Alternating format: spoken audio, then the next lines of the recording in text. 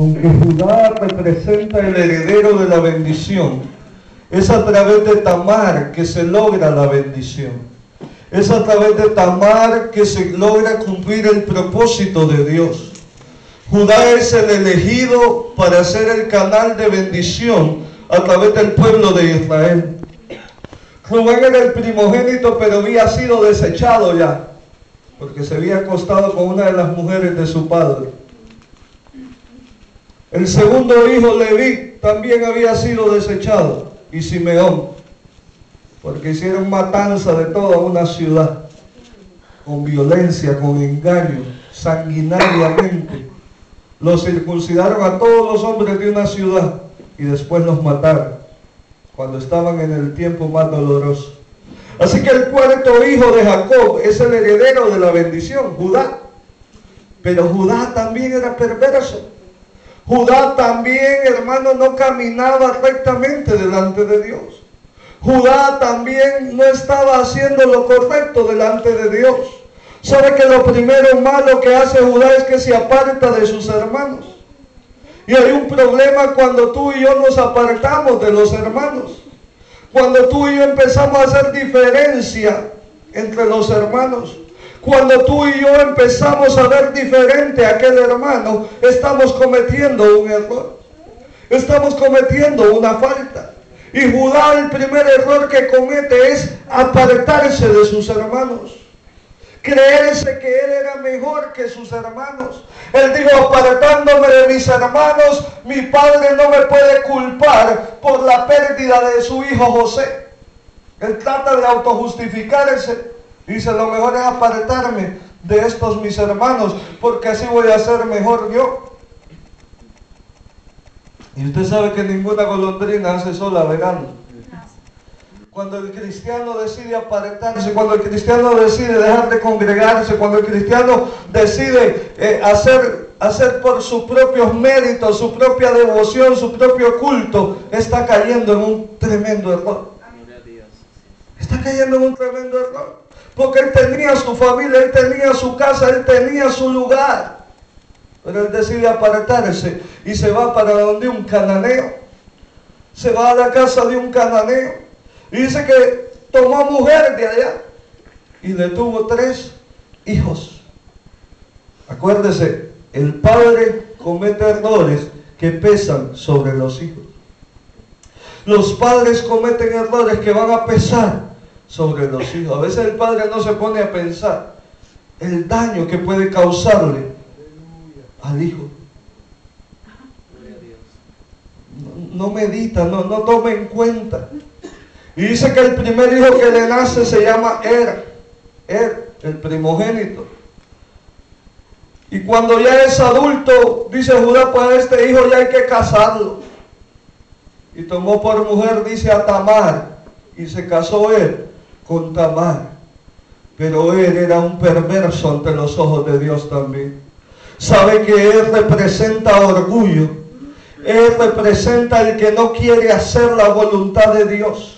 Él representa un liderazgo, hermano, que es un liderazgo que no vale. Que es un liderazgo buscado. Que es un liderazgo que él no eligió ser el primero, pero él sabía que ser el primero significaba tener la bendición de Dios. Y no le importó con todo eso. Dice que hizo lo malo delante de los ojos de Dios. Ser primogénito significaba tener toda la bendición de Dios. Y a él no le importó. Dice que fue tan malo este hijo de Judá que Dios tuvo que cortarlo. Dios mismo tuvo que eliminarlo. Mire, hermano, hay gente que es tan mala que Dios tiene que cortarla. Porque si lo deja, hacen más daño. Si lo deja, ¿para qué? Va a perjudicar más personas. Dios tiene que tratar personalmente con ese individuo y lo corta, dice. A él, dice que fue malo delante de los ojos de Dios y Dios tuvo que cortarlo. ¿Sabe que Dios tiene que cortar muchas cosas a veces? A veces la solución parece doloroso, pero como dijo el doctor, si no le cortamos la pierna se muere. Si no le cortamos el brazo, se muere. Y a veces tú tienes que hacer cortes dolorosos, hermano, para salvar a la mayoría, para salvar a otros, sí. ¿Ah? Ha llegado el caso que el doctor dice, si no le amputamos este miembro, se va a morir. Para alargarle un poco la vida, lo mejor es cortar. Y a veces Dios tiene que cortar, hermano. Dios tiene que cortar. Y dice, ¿y por qué se fue a la iglesia? Porque Dios tenía que cortar. Porque ahí estaba la gangrena, ahí estaba el peligro, ahí estaba el problema. Dios tenía que cortarlo. ¿Y por qué de esto? Porque Dios tenía que cortarlo.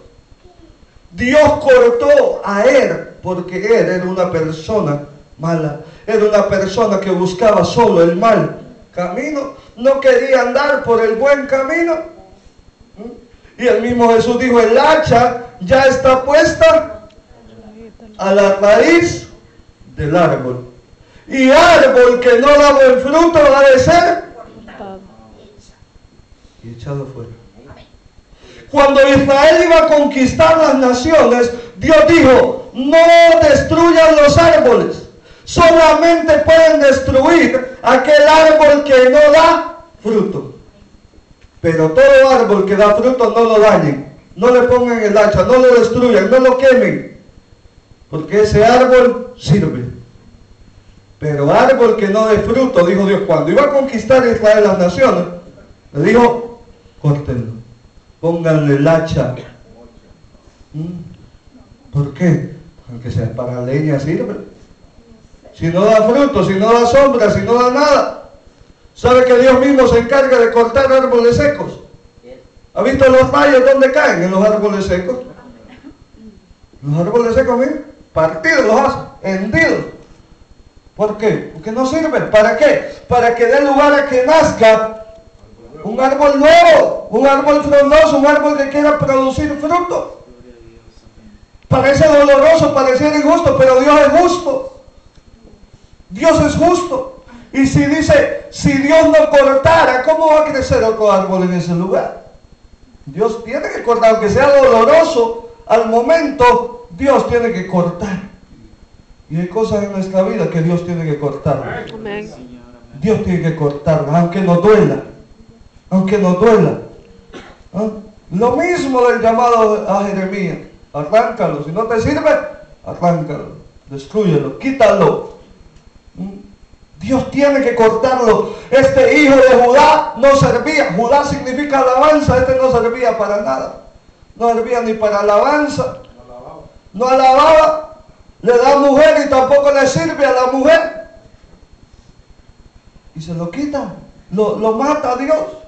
Y le dice Judá entonces a su segundo hijo, Onán, únete a Tamar, llégate a ella, para que le levantes descendencia a tu hermano.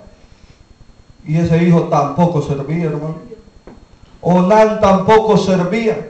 Porque Onán representa el que quiere placer, pero no quiere responsabilidad. Quiere el favor de Dios, pero no quiere compromiso.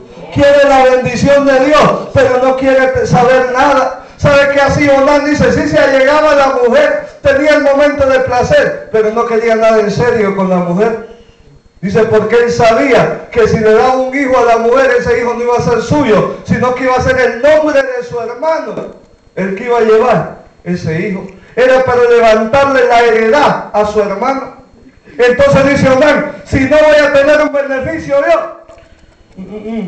Onán es aquel egoísta. Onán es ese líder que es egoísta, que no quiere ver que otro se levante, que no quiere ver que otro supere, que no quiere ver que otro mejore. Onán es un liderazgo egoísta, hermano. Onán es un liderazgo que solamente quiere, como el pastel, como el asadón, ¿verdad? Para adentro, no tiene palita, no tiene cuchara, todo para adentro. Onán representa ese liderazgo. Era el hijo de la bendición, ya era el primogénito, porque ya el otro había muerto. Era el heredero de la bendición, pero él no quería compartir